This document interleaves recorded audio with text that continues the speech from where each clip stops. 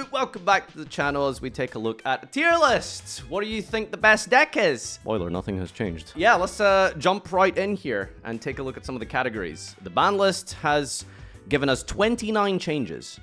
29 changes, and I'm gonna be real with you, it feels like not much has actually happened. But we'll talk about it anyway. So we've got what I think is probably going to be the best deck, just as a case of like, you know, a fun little prediction.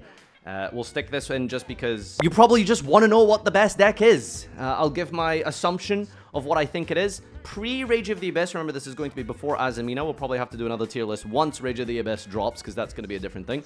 We have the tier up here, which is the YCS winning potential, and then YCS topping potential. Now, decks that have the potential to top a YCS could also win a YCS. I'll give you a spoiler as an example. Ritual Beast. I think Ritual Beast definitely has YCS topping potentials, but if you were to tell me that Ritual Beast won 2 YCSs pre-Rage of the Abyss, that would be surprising. Something like Yugioh, maybe not so much. So that's kind of like the difference here. I know it's hard to like super quantify these things, but do take this with a pinch of salt. And of course, disclaimer, I am not responsible for any stupid financial decisions you make for this, all right? So don't come around back here and blame me if I tell you that Burning Abyss is the best deck and you go buy out multiple copies of Malakoda or something. Alright, so yeah, that was just an example here, but yeah, probably Ritual Beast hasn't lost anything. They still managed to keep Dimension Shifter, which everyone had on their radar to be able to be hit in this ban list, and what many people wanted gone was Dimension Shifter. So, Ritual Beast gets off very, very easily on this one, also retaining Protoss. One thing I did want to mention as well, that Prosperity was limited to 1. Prosperity being limited to 1 makes it a huge nerf to specifically Rogue decks and Tenpai.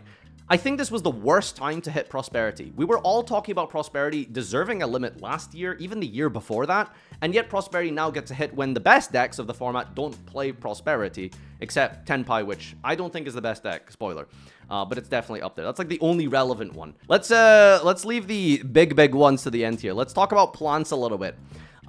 So this is a deck which, depending on who the pilot is the best deck, or it's Jover. The thing is, Jess has quit Yu-Gi-Oh! So I think this might be in the Jover section, unironically. It's one of those things that I like to describe as the population problem. If you have 500 people enter a YCS with Gladbeast, you're gonna see a lot of Gladbeast in Top Cut. Does that mean Gladbeast is a good deck? No. I think the plant community doesn't have like a huge number of people behind it. There's like 2 absolute top tier plant players in the world who can actually pilot this to a very, very optimal, significant level. So because of the population issue of plants, I don't think it is going to be deep up here. Is it a solid rogue deck? I think so. YCS topping potential? Yes. But I just don't think there's enough, like, numerical people playing the deck for it to be a consistent topping type of deck. Which, let's talk about Labyrinth next. Again, same kind of deal with the YCS top potential. This deck didn't really lose anything except 2 copies of Skill Drain if you were playing the, like, super ignorant stun version, which I think is still relevant, but definitely not the heart and soul deck. You absolutely were not relying on it. Memento. I'm gonna put Memento in solid rogue deck. I'm gonna be honest, I don't know too much about Memento, but there is one person only that I trust to talk about this, which is Vlad. And Vlad managed to top the EU WCQ with Memento. In a brief conversation with him this morning, he said the deck is Jover, which is pretty bad. So pre-Rage of the Abyss, this deck is looking quite rough, actually. But I'll stick it in the rogue section anyway. So if you disagree with that, blame Vlad, okay? Because literally there's no one else I trust to discuss this deck in detail. The Fiendsmith Lacrima hit was actually a very significant hit specifically for Memento. So a bit of an issue for the deck there. And until it gets some more support in Rage of the Abyss, I think this one's going to be on the back burner for a little bit. Gimmick Puppets. Gimmick Puppet, I still think is a good deck. Yeah, you're not FTKing, but you still have the field spell, but it's nowhere near Jover. In fact, most of the games that I've watched people play Gimmick Puppet, they weren't even FTKing. They were just like breaking fields, quote unquote, and also trying to just essentially kill their opponent. It's really nice in the sense that if you ever draw the mansion, you are very much protected from a lot of stuff, but I think it's still quite weak, and not having that FTK as a easy way to beat your opponent, I think is going to be something that's stolen from you. Yeah, you can still technically FTK. It's a little bit awkward now, but I think eventually if people come up with some more consistent combos, which I don't know how you're going to do with the limitations, it's still going to be down here in Solid Rogue. Empen's strongest soldier. Yep, Solid Rogue, I guess. It's fine. Flew Under has always been like an okay deck. Flew Under has a lot of people playing it because it's a very budget deck. Losing Prosperity, I think, is huge for the deck, but unlike Macedo, you still have 3 map. Which is a huge important card for the deck. And of course, you can play Shifter, so you can just auto-win against Snake Eye or whoever instantly if you just draw it 3 games in a row. It is possible to just sack wins with Flunder. All right, let's talk about Voiceless Voice. I'm going to give you my hottest take about Voiceless. This deck is Jover. Limiting Branded Fusion and limiting Prosperity was a big Voiceless hit. Yes, Branded Fusion. Voiceless was basically staple running the Branded Fusion package as a way to extend and a way to just give your deck a little bit more oomph. This deck just has really... It's so mid and so low power. It feels almost fair. Having a Sauravis, a Bounce, and a Negate seems really insane, but it just can't do anything through, like, 1 or 2 disruptions. People are still going to be playing hand traps. I think the deck is very mid. It doesn't have any results behind it. Nothing has changed in terms of the ban list, so I don't see this deck even doing anything remotely positive after the ban list. Here's another Jover deck. Put Manadium in the Jover section. You lost Baron. You lost Apollosa. I don't know what you do with Manadium. It's crazy. Not a single Manadium card has been hit in like a year. So and the deck is still getting worse and worse. Like, I'm sorry, guys. Play a different combo deck. Manadium is so Jover. Let's talk about Snake Eye for a little section. We're not actually going to talk about Snake Eye too much. This is the YouTube you clicked ahead and ignored the context and everything that I was saying with the caveats. I'm putting this here because you skipped ahead and now you're wondering, what is Snake Eye Invoked? That's right, Snake Eye Invoked is probably the best deck. All right, next up, we've got Dante. Yep, Burning Abyss. Lost Beatrice. It's Jover. It's dead. Even I'm going to give up on this one. Do you understand? Even I'm giving up on this one. Kashtira! It's a fine deck. It's lost 2 copies of Prosperity. The power level of the top decks has gone down a tiny little bit, and it's always existed as this weird anti-meta deck. You didn't lose Fenrir, which was on everyone's lips. Everyone was talking about banning Fenrir. Everyone was saying Fenrir needs to go. It's destroying the format. The whole community was in unanimous agreement that Fenrir needed to die. You kept Fenrir, and so your deck remains solid. Just you? No, what do you guys mean? No, it wasn't just me. No, I don't know what you're talking about. Draco Pals! It's Jover. You just got 3 plush fire? It doesn't matter. It never started. And the same goes for Magispector. Magispector having 1 Kirin last list is the biggest change. Going from 1 to 3 is irrelevant. You don't play multiple copies of Kirin in pure Magispector because you can't actually pendulum summon Kirin. You have to summon it from your deck. You'd rather not draw it. If you draw Kirin in pure Magispector, you're tribute summoning it, which means you have to make Niu before your pen summon, which you never want to do. Niu is just weak because it loses to every targeting interruption. The whole gimmick of Magispect is that you can't be targeted or destroyed, yet you can target the Link monster for some bizarre reason. So you're always only playing 2 copies maximum. Nothing actually changed for Magispector, it's still Jover. Centurion is actually kind of worth talking about a little bit. At the same time, it's always been like a solid like rogue contender. But without Calamity, it's like very significantly affected this list. It's pretty good in Macedo, but I think it's basically kind of buffed by the fact that it has so many more Maxis and the so many more hand traps plus the Maxi. In TCG, I mean, I don't know, dude. Like, a little bit of support is coming, but up until Rage of the Abyss, I don't see this deck really doing anything relevant. I would be shocked to see a single top from Centurion from this format. Let's talk about Branded. I think Branded still has YCS topping potential, and I think it even could win a YCS. I just don't think it's going to win like back-to-back consistent YCSs. I think Branded is very strong. I think it's even better than most of these decks here. Branded has lost nothing except 2 Branded Fusion. Yeah, that's a little bit of consistency. Power is still there. Gimmick Lock is still there. And you still have access to some of the most powerful board-breaking cards in the format that Branded has always played, like the Droplet, the Dark Ruler. I think some people were even topping with Evenly Matched. The only thing that I think Branded doesn't have going for it is a big population behind it. There's a lot of Branded fans, but not quite the high-quality skill level that you would think for all of the other decks. So I think that's basically the only thing holding it back. I think Branded is super strong. I think it's probably the best YCS topping potential deck. Melodious. I think Melodious is definitely up here. I think it's one of the stronger solid rogue decks. Not much has actually changed for it, except specifically Apollousa, which is rough, and it kind of like works out quite nicely, depending on if you want to splash it into other stuff. And I think specifically against Tenpai, it actually has a good matchup, which I think a lot of people will still be playing a decent amount of Tenpai despite the hits here. Tearlaments! I think Tearlament's a good deck. I think you're going to see people experiment with the grass builds, using Thrust, and you know what? You lost Beatrice, but you make the rank 6 Pilgrim Reaper. 5 copies of Beatrice, if you really believe hard enough. Tearlament has always just been on the precipice of like solid rogue to YCS topping potential. I can absolutely see Tear, especially with the Apollousa ban. One of the worst cards against Tearlament specifically, being banned is actually an indirectly huge buff for Tearlament. I think this deck has a lot of potential to do well at the YCS level. I don't think it's going to be winning. I don't think it's going to be sweeping. But I think you're absolutely going to see at least like 1 or 2 tops per event. Vanquish Soul, I guess we've just thrown in here as more options. It's just another solid rogue contender. I think it had like 2 tops in the entire year or something. Not much has changed for Vanquish Soul other than the fact that the decks are weaker now. All right, let's talk about Dragon Rulers, baby! This deck was tier 0 10 years ago. It's Jover.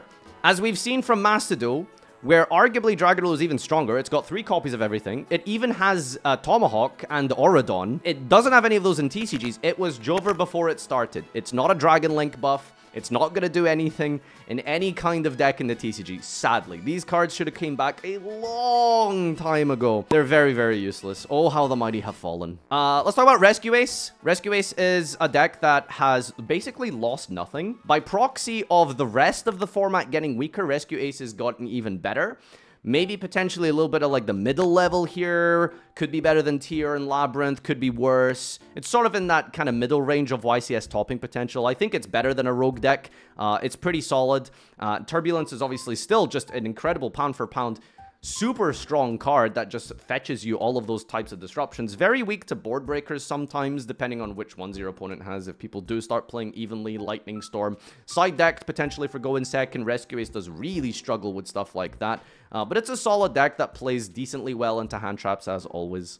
Runic Stun. I think Runic Stun actually took a huge nerf here. Skill drain to 1 is pretty massive, because one of the advantages of Runic is, of course, that it draws a lot of cards. You have Demise, One Day of Peace, Duality. By turn 3, you are seeing like 10 new potential cards. So when you have 3 skill drain in your deck, coupled with all of the consistency cards that your deck offers you, what you have essentially is almost a guaranteed way to see skill drain at some point during each duel. If you survive like even just a couple of turns, Runic is going to have a skill drain flipped on you. Without skill drain, it's kind of hard now, because skill drain is kind of just the best blanket floodgate of the format. I think that Runic is probably going to be, and Runic Stun specifically, is still going to have potential to top YCSs. I think you'll still see a couple of them here and there, but I don't think it's going to be anywhere near the success that you saw before, which was, I think Runic Stun was getting like 3, sometimes 4 tops per event. And finally, the Horus Stun, I think is kind of in the same press, but I think it's probably more of a solid rogue deck, if anything. Again, the one thing that this deck had going for it was also skill drain. Probably a little bit more reliant on some of the tribute stun bullshit.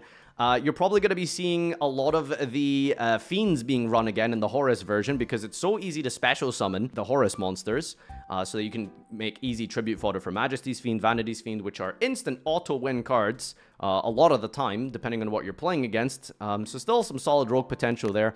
A lot of stun players don't like to engage with the format, which I can understand, so yeah, there's a reason for that. Alright, let's move on to the big ones.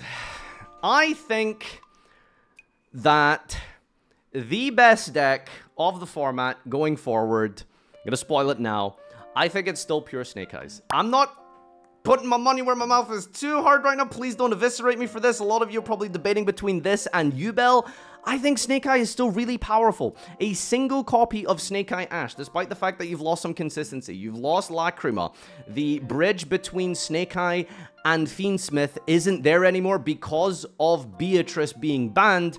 That's a huge hit, especially your end board Apollousa, such an incremental part of your strategy. Losing the Apollousa, losing the bridge to Snake Eye It's significant nerfs. It is genuinely significant nerfs, but I don't think it's enough. I think Snake Eyes still has the potential to be the best deck because you're still making one single copy of Ashe into a Princess Engrave, Masquerena, into SP, a Desiree, and instead of Apollousa, it's a little bit weaker, I know, you can instead go for the Silhouette Rabbit and get a Solemn Warning. Not as crazy, of course, as an Apollousa, but still so many layered types and forms of disruption, and if you sequence your Flamberge on turn 2 well enough, you still have a decent amount of follow-up available to you.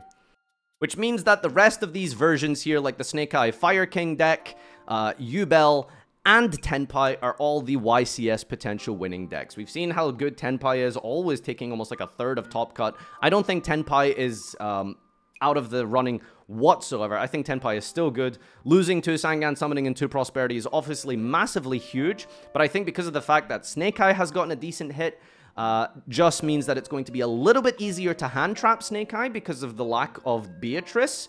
I think Tenpai is still very well positioned in the format, a super solid YCS winning potential deck, and for that reason I think Tenpai is absolutely, alongside Yugioh and other basic forms of Snake Eye variants, going to be super strong, which I think leaves like the last Snake Eye version that I kind of put in here for fun just because Grass came back. Snake Eye Infernoid could be anything with Snake Eye is going to do well. The problem is that I feel if you have the willpower to play Snake Eye, I think you're not going to like rely on Infernoid. I think people who play Snake Eye Infernoid are more Infernoid players rather than Snake Eye players. Because if you are trying to play Snake Eye, I think you would rather just play like the better variants.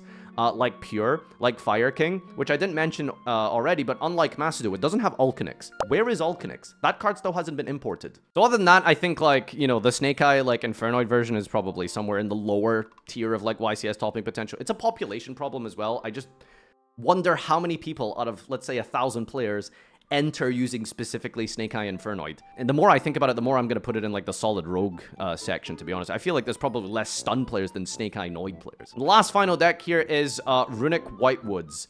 YCS topping potential only because specifically Joshua Schmidt might be the only person in the world playing and activating these cards. But other than Josh, I don't know who can really pilot Runic outside of running some skill drains and Tikabus and Gozens and Inspector Borders and Demises and dualities, etc., like he can at the highest potential.